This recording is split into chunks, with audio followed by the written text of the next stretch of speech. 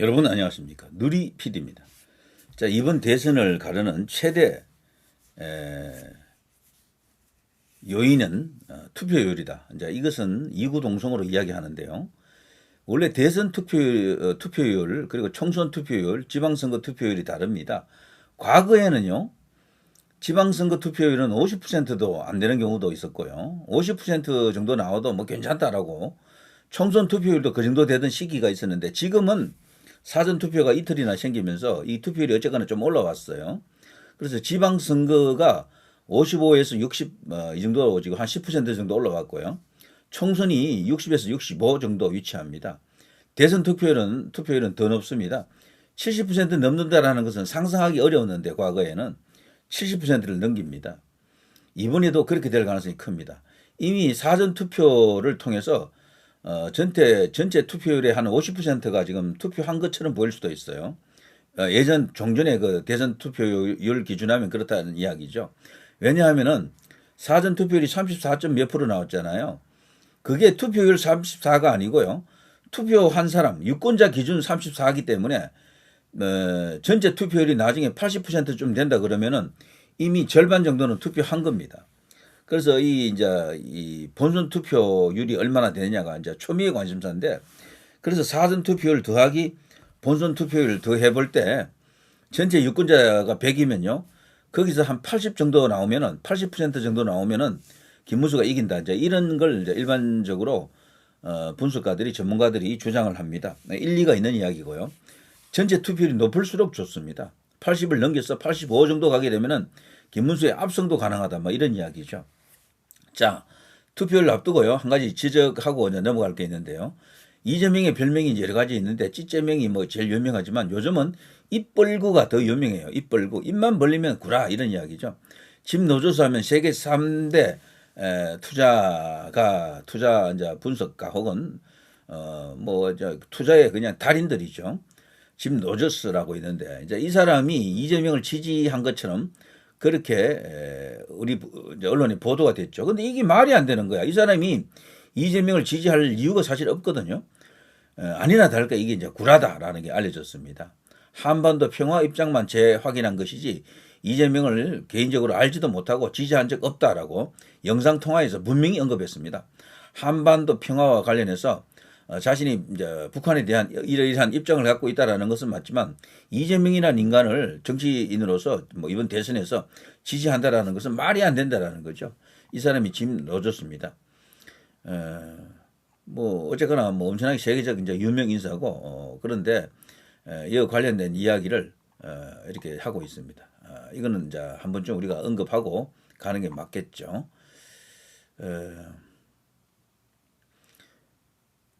민주당 중앙선거대책위원회 총괄선대본부 국제협력단이 지난달 29일 국회 기자회견을 통해 밝힌 내용이 바로 로저스의 이재명 지지 선언인데요.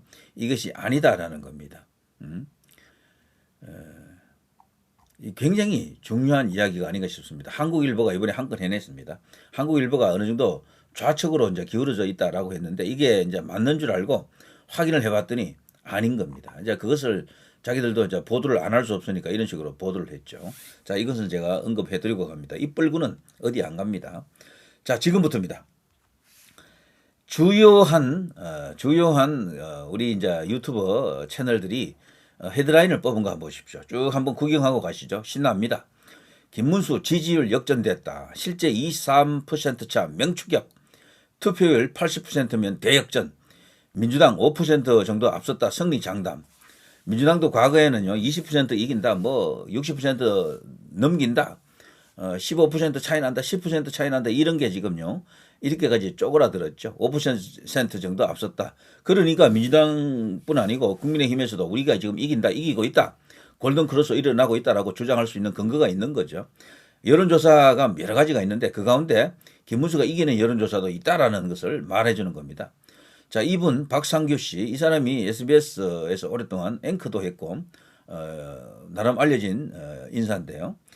이 사람은 자기 나름으로 특별한 어떤 여론조사 기관과의 어떤 그 소스가 있는 것 같더라고요. 그래서 중요한 핵심 어떤 정보도 이야기할 때가 있는데 ARS에서는 김문수가 이기고 있다. 전화 면접에서는 상당분이 직접 전화 면접하는 여론조사에서는 이재명이가 이기고 있다. 이런 이야기를 합니다. 박근혜 대통령이 출진한 것이 지금 엄청나게 지금 큰 변수가 되고 있다. 이런 이야기고요. 자, 이런 이야기. 로저스 사기 이것도 지금 큽니다. 이재명은 입만 열면 거짓말한다라는 게 이번에 입증이 되고 있다. 자, 계속해서 보겠습니다. 박근혜 진주 중앙시장 등장. 역대급 인파의 시장 마비.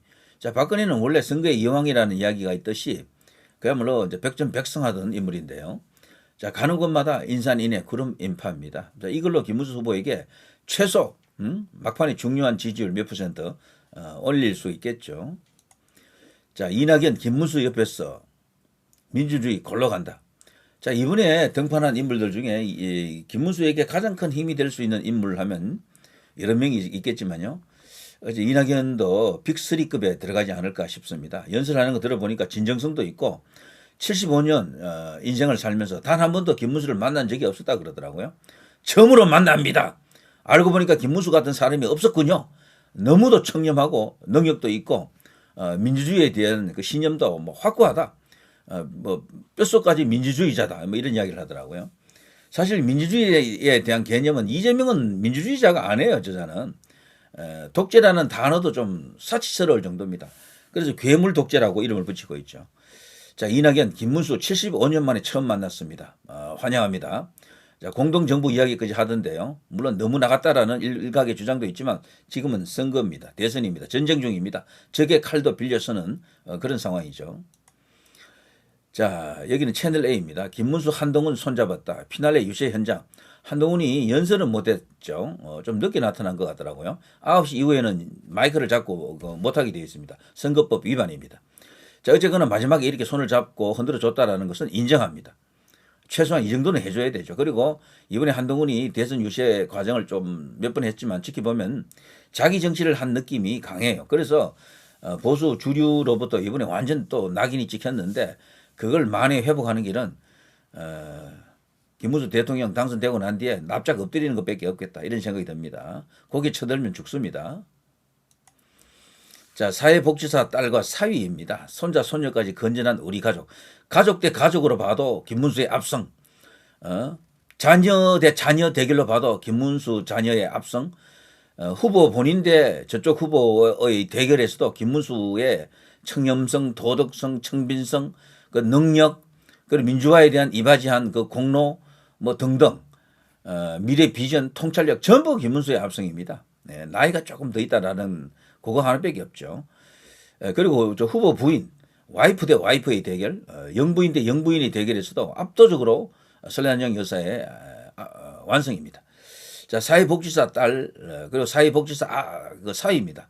이게 충격적입니다. 사회복지사에 대해서 모르시는 분도 있겠지만 이거는 정말 공무원으로 치면 최저 월급을 받는 수준이다. 이렇게 보면 됩니다. 너무도 급료가 급여가 적습니다. 김문수 후보도 이야기하더군요. 우리 딸이 사회복지사예요. 우리 사위도 사회복지사입니다.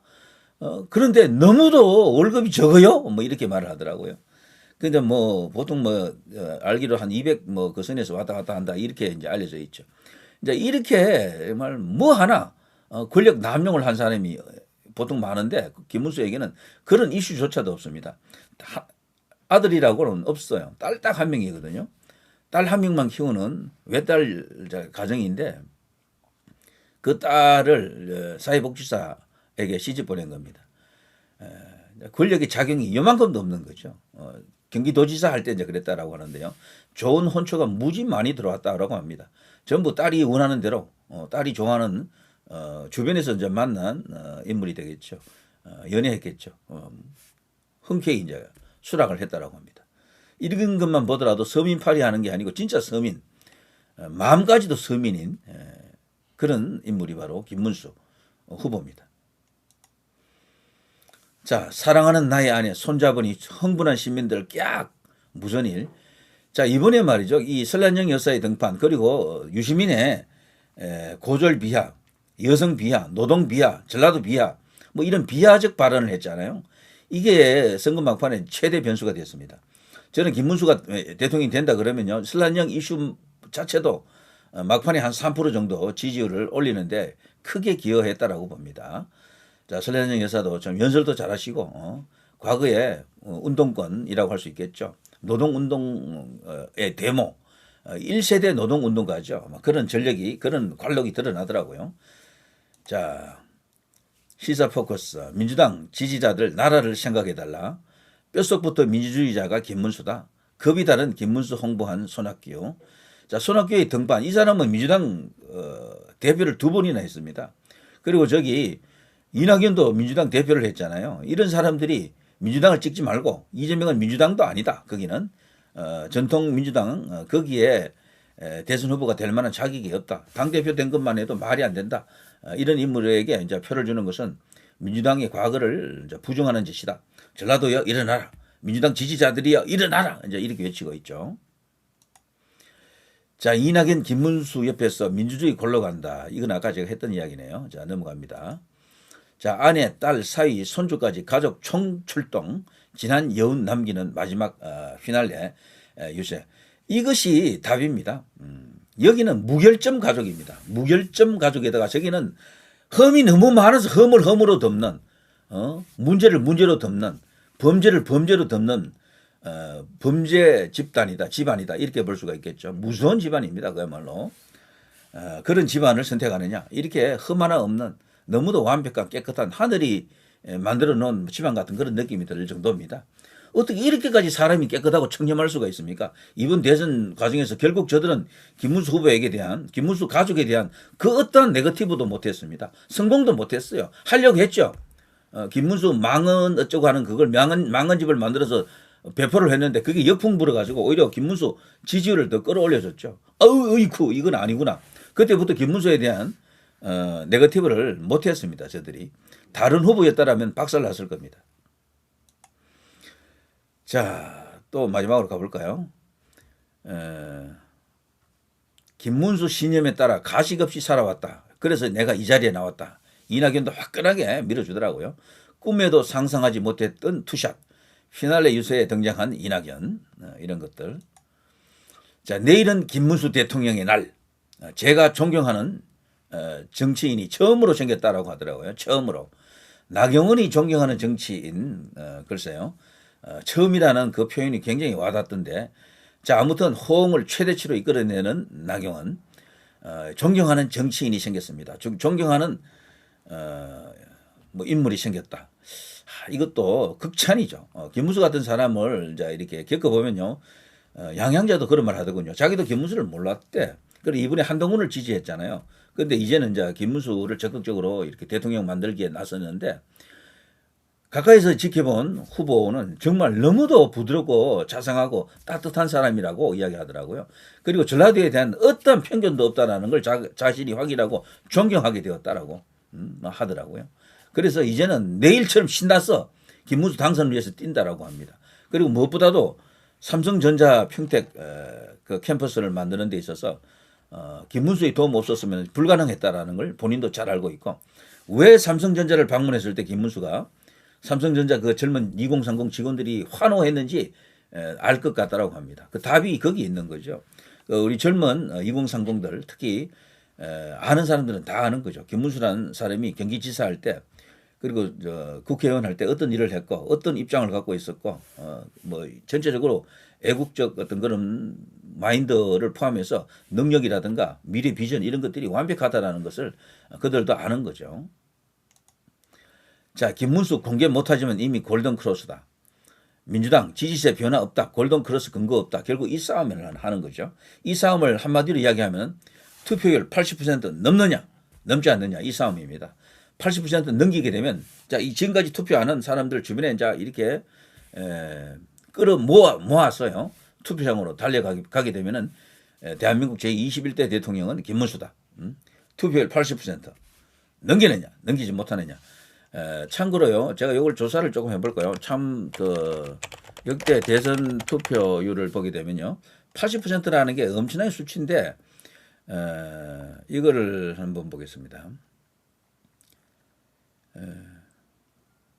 대한민국 대통령 선거, 역대 선거를 검색해 들어갑니다. 투표율만 따로 모은 항목을 한번 찾아볼까요? 빨리 안 나오네, 이게. 너무 잡다한 내용이 들어있어서 이게 안 나오는군요.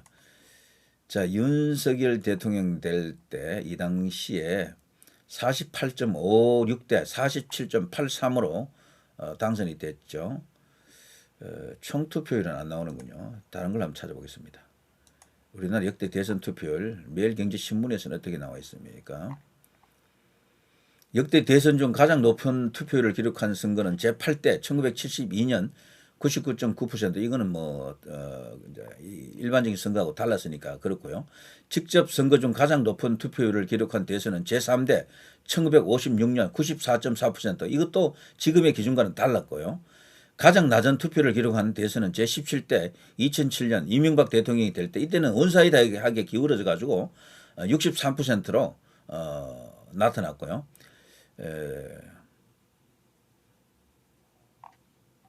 그리고 제4대 1960년 대선은 97%에 달했지만 선거 자체가 조직적인 부정행위로 인해 가지고 무효화됐다라고 합니다. 이런 것도 있고, 그리고 박근혜 대통령이 당선될 때가 75.8%, 그리고 문재인이가 당선될 때가 77.2%, 이런 식입니다. 이명박 당선될 때가 63%, 그리고 80% 넘었던 적은요, 근자에 와서는 없었습니다. 77.2%, 75.8% 이 정도인데, 이제 80% 한번 찍어보죠. 그렇게 되면 드디어 김문수의 제21대 대한민국 대통령 당선입니다. 자, 누리 PD 김준이었습니다.